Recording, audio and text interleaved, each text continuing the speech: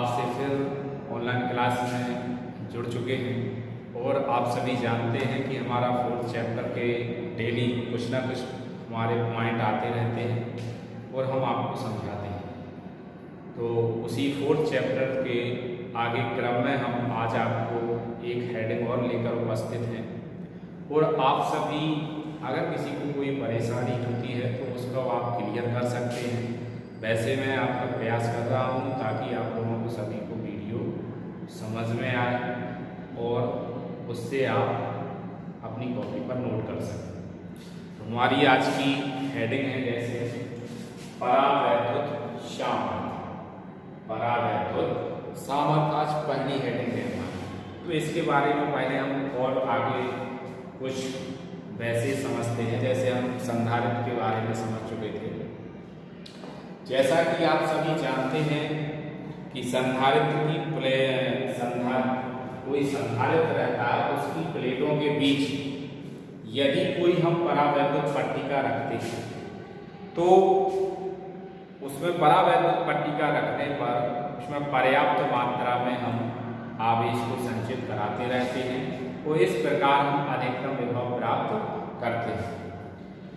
विभवांतर बढ़ाने के लिए जब आप परावैद्युत पट्टिका रखोगे आवेश कम होगा तो विभव कम हो जाएगा, विभव कम होगा तो उसको प्राप्त करने के लिए आप आवेश को और अधिक बढ़ाने का प्रयास करते रहेंगे।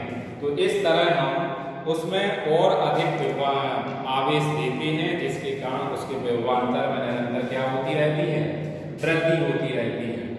और जो परावैद्युत पट्टिका रहती है ये आपकी इधर हमने परावैद्युत पट्टिका आपकी समझाई थी।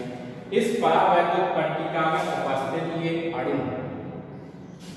एक सिरा नेगेटिव रहता है, दूसरा सिरा इसका पॉजिटिव रहता है।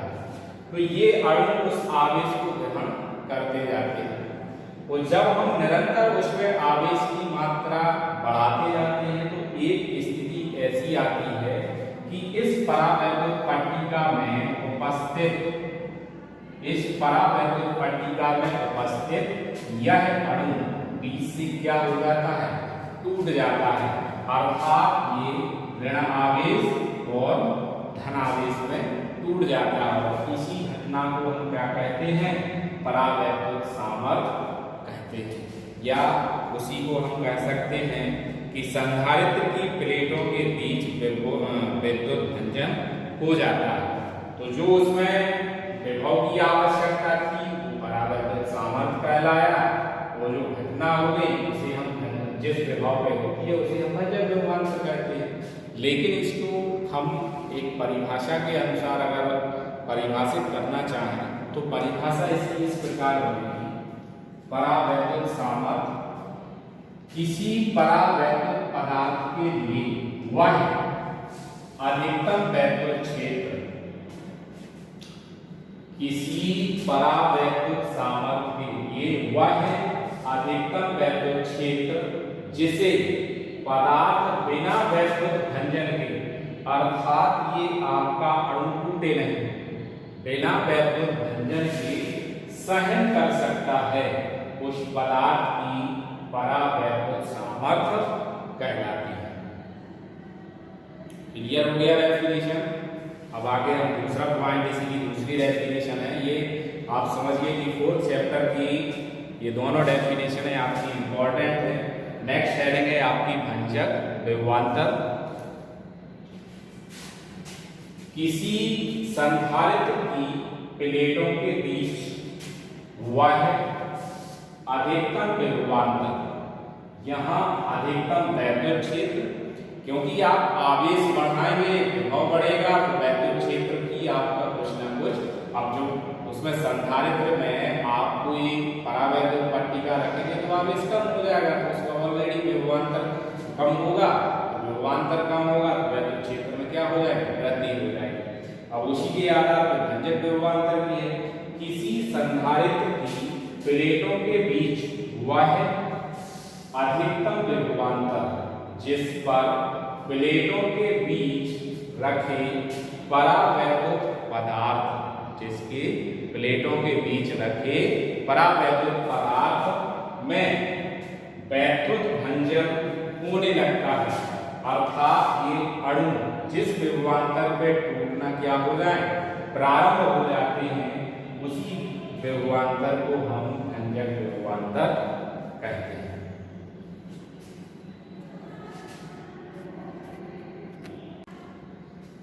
अब हम नेक्स्ट हेडिंग है, इसमें आप ये समझ लीजिए कि परावैद्युत पदार्थ के संधारित्र की धारिता पर परावैद्युत पदार्थ का प्रभाव पड़ता है। मतलब उसके किसी संधारित्र की प्लेटों के बीच यदि हम परावैद्युत पदार्थ रख देते हैं तो उसकी धारिता पर क्या प्रभाव पड़ता है।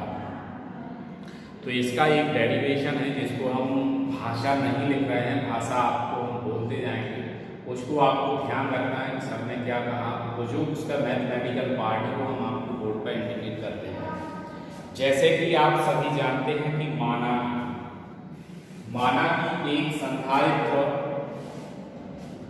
जिसकी प्लेटों का क्षेत्रफल कैपिटल ए है, माना कि एक संधारित्र है जिसकी प्लेटों का क्षेत्रफल कैपिटल ए है तथा दोनों के बीच की दूरी दोनों प्लेटों के बीच की दूरी स्मॉल डी है।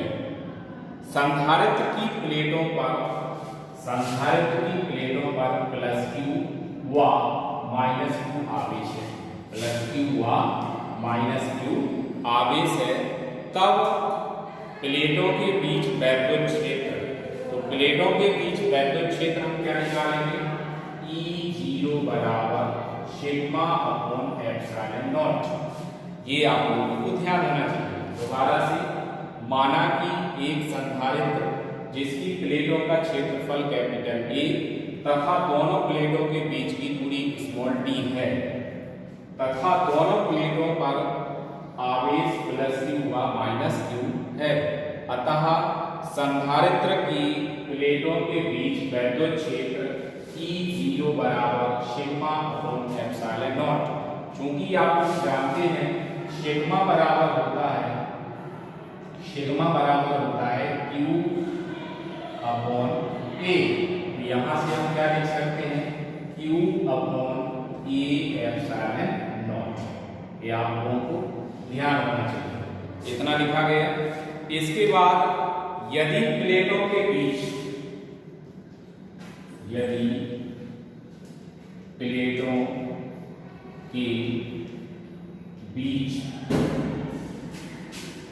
विभवांतर कैपिटल V है, तब वैद्युत क्षेत्र क्या हो जाता है आपका, इस स्थिति में वैद्युत क्षेत्र आ जाता है आपका V0 मानना पड़ेगा। तब प्लेटों के बीच विभवांतर कितना होता है V0, तब वैद्युत क्षेत्र क्या आ जाता है E0 बराबर V0 अपॉन स्मॉल d।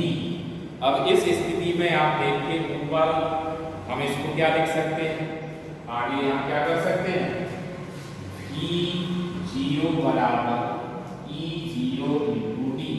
अब E0 की वैल्यू हमारी क्या है, sigma Q upon A epsilon not into में क्या आ गया आपका D। ये हम विभवांतर प्राप्त कर चुके हैं, V0 बराबर E0 इंटू डी बराबर Q upon A epsilon not into D. अब इसके बाद हम नेक्स्ट आगे बढ़ते हैं, संधारित्र की धारिता।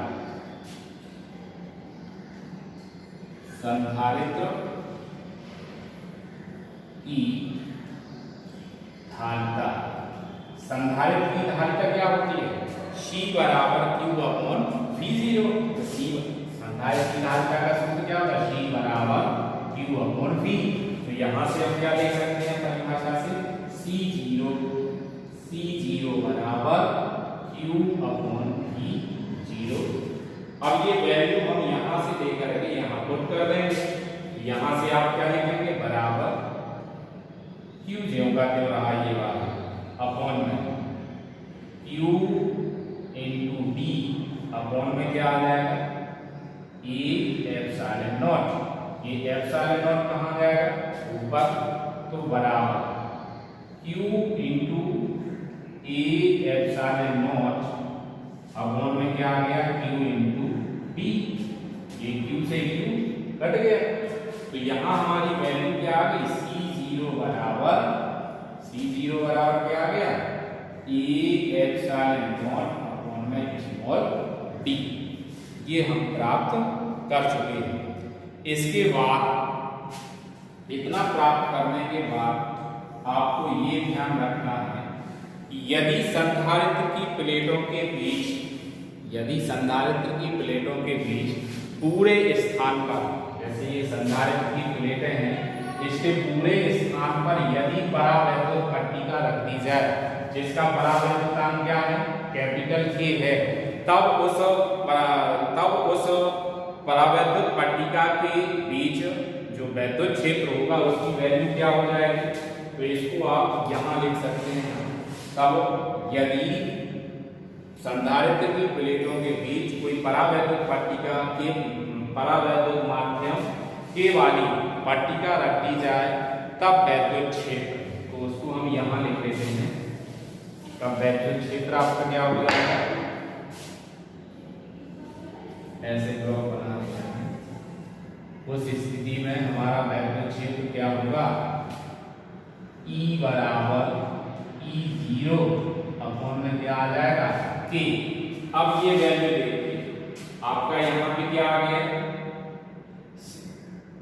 E बराबर E0 अपॉन K आ जाएगा। अब E0 बराबर यहाँ से हमें वैल्यू E0 की वैल्यू हमें कहाँ रखनी पड़ेगी, ये है आपका। अब ये E0 की वैल्यू क्या है, Q upon A epsilon not, तो यहाँ क्या रख सकते हैं हम, बराबर Q upon K A epsilon not. इतना समझ में आ गया बच्चों। इसके आगे बढ़ते हैं। अब यदि प्लेटों के बीच विभवांतर क्या होता है, कि जैसे यहाँ था, तो अब परावैद्युत पट्टिका रखने के बाद चल रहा है, यदि प्लेटों के बीच विभवांतर क्या आ गया, तो यही सूत्र हमारा क्या बन जाएगा, E बराबर V अपॉन स्मॉल d, सूत्र बन जाएगा E बराबर V अपॉन d। इसी को हम दूसरे रूप में अगर आगे बढ़ाना चाहें तो क्या लिख सकते हैं, E बराबर E इंटू d। अब यहाँ पे V बराबर E का मान रख दीजिए, E का मान क्या था हमारा, Q upon K A epsilon not into में ऊपर क्या आ गया आपका D। ये हम इतना प्राप्त कर चुके हैं। इसके बाद देखिए क्या करना है आगे। V बराबर जब हम प्राप्त कर चुके हैं, तो अब इसके बाद धारिता को लेना है। तो संधारित्र की धारिता C बराबर सूत्र क्या होता है आपका, Q अपॉन V। संधारित्र की धारिता C बराबर क्या हो जाएगा, Q अपॉन V। तो यहीं से वैल्यू क्या निकल आएगी आपकी, बराबर ये वैल्यू रखेंगे तो Q upon Q into D, और ऊपर ये मान मल्टीपल में कहाँ पहुंच जाएगा, ऊपर K A एप्सिलॉन नॉट।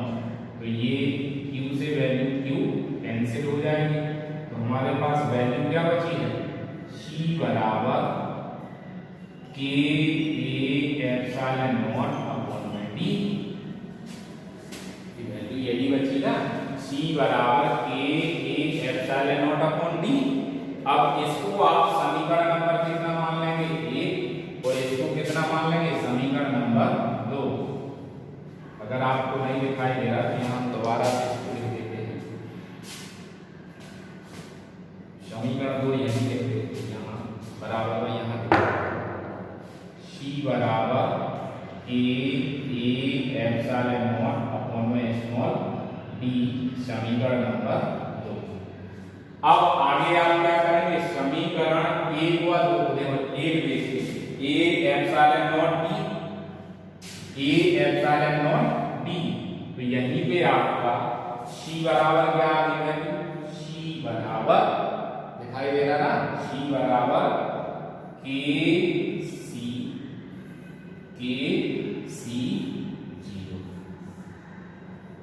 अब आप देखिए, जब परावैद्युत पदार्थ रखने पर धारिता क्या मिलती है हमारी, C बराबर K इंटू एप्सिलॉन नॉट। तो इस तरह हम समझ गए हैं कि जब परावैद्युत पदार्थ रखा जा रहा है, उसकी धारिता में क्या हो रही है, वृद्धि हो जाती है। अतः हम कह सकते हैं कि संधारित्र की धारिता परावैद्युत पदार्थ रखने पर बढ़ जाती है। तो आपको लिए इतना ही। थैंक यू, धन्यवाद।